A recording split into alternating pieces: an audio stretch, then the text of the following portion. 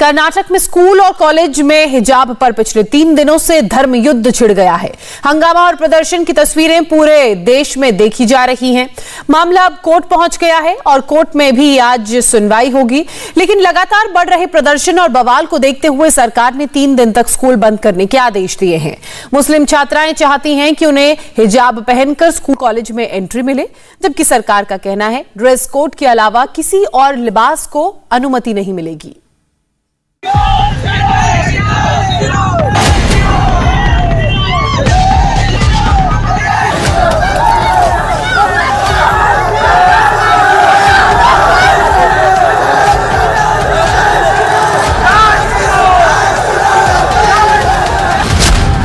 कर्नाटक में लॉकडाउन के कोई 6 महीने बाद कॉलेज खुला था। छात्र और छात्राएं कॉलेज पहुंचे थे, लेकिन कोई नहीं जानता था कि स्कूल एक बार फिर से बंद हो जाएगा, और इस बार कोरोना को लेकर नहीं, हंगामे की वजह से, पत्थरबाजी की वजह से, बवाल की वजह से स्कूल बंद है। हिजाब को लेकर विरोध प्रदर्शन कर्नाटक के कई जिलों में फैल गया है।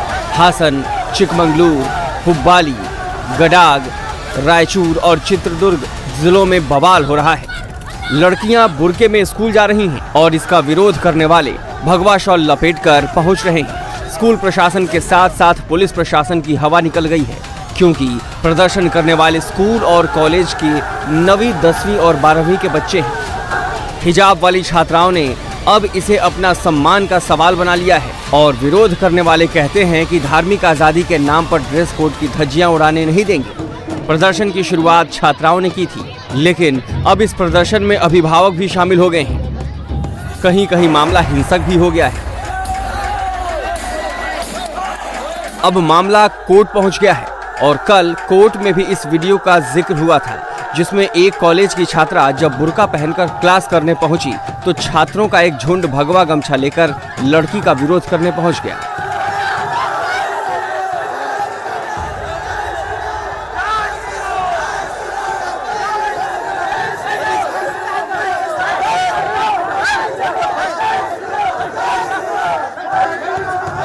छात्राओं की याचिका पर आज एक बार फिर सुनवाई होगी। पिछले एक हफ्ते के अंदर कर्नाटक हाई कोर्ट में 6 मुस्लिम छात्राओं ने 3 याचिकाएं डाली थी। कर्नाटक हाई कोर्ट ने सभी याचिकाओं को कंबाइंड करके सुनवाई करने का फैसला किया है और मंगलवार से सुनवाई शुरू हुई है। कल कोर्ट में मुस्लिम छात्राओं के वकील देवव्रत कामत की तरफ से कहा गया कि हिजाब पहनना छात्राओं का मूल अधिकार है। संविधान के अनुच्छेद 25 के तहत हमें धर्म की स्वतंत्रता का अधिकार है। पिटिशनर की तरफ से ये कहा गया कि हिजाब पहनना कुरान के मुताबिक ही है। इस पर जज ने कहा कि हाईकोर्ट की लाइब्रेरी से कुरान मंगवाई जाए। अदालत के अंदर जज साहब ने एक तरफ कुरान भी मंगवाई और दूसरी तरफ ये भी कहा कि भारत का संविधान उनके लिए भगवत गीता की तरह है। अब कर्नाटक की अदालत में बहस इसी बात की हो रही है कि आखिर कॉलेज में हिजाब पहनना धर्म की स्वतंत्रता तो है, लेकिन क्या इससे नैतिक मूल्यों और पब्लिक ऑर्डर पर असर पड़ता है या नहीं। The matter was heard for more than 3 hours today. He has finished with one round of arguments. The Advocate General is set to make arguments tomorrow.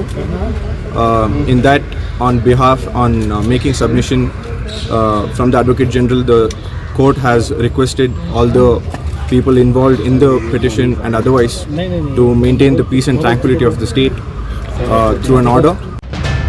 Court room के अंदर याचिकाकर्ताओं के वकील देवव्रत कामत ने कुरान की आयत पढ़ते हुए बताया कि औरत सिवाय अपने पति के और किसी के सामने बिना बुर्का के नहीं जा सकती। इस पर जज ने एडवोकेट जनरल से ये पूछा कि क्या आप कुरान की आयत के इस विश्लेषण को सही मानते हो, तो इस पर एडवोकेट जनरल ने हाँ में जवाब दिया। छात्राओं के वकील ने केरल हाईकोर्ट के फैसले में मौजूद हदीस का जिक्र करते हुए ये भी कहा कि महिला के लिए हाथ और चेहरे को छोड़कर अपने शरीर के किसी भी हिस्से को अजनबियों को दिखाना सही नहीं है।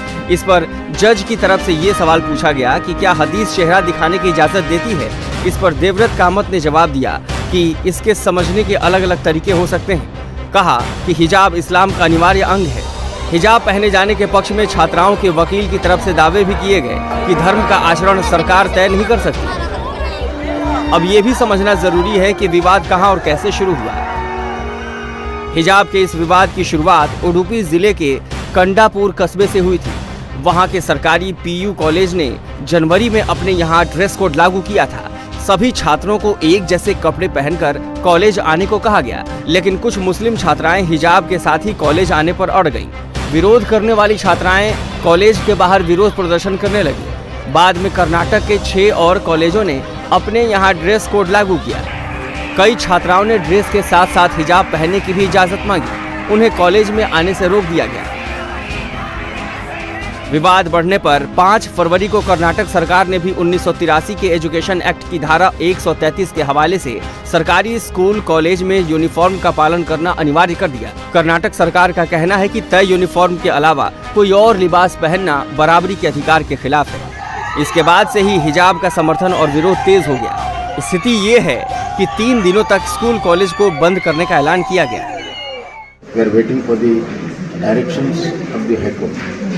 And outside, there has been some disturbances in few places. Therefore, I am appealing to the students that they have to maintain peace and harmony, because ultimately tomorrow they have to sit together and do all the educational activities, academic activities. Therefore, peace and harmony should be maintained. Second is, I direct the school administration to see that peace is maintained and there is no occasion for clash of students. अब ये पूरा मामला सियासत करने वालों का favourite हो गया है। कर्नाटक से निकलकर अब ये मुद्दा यूपी में उछाला जा रहा है। ओवैसी ने तो यहाँ तक कह दिया है कि अगर अभी झुक गए तो हमेशा झुकना पड़ेगा। बीजेपी की सरकार कर्नाटका में गैर जरूरी के जुल्म कर रही है, संविधान के खिलाफ काम कर रही है, बल्कि संविधान की आर्टिकल 15, 19 और 21 का ग्रेव वायलेशन हो रहा है कि वहां के महिला बच्चियों को स्कूल में और कॉलेज में हिजाब पहनने से रोका जा रहा है। बुनियादी सुविधा और अधिकारों पर बवाल मचा है।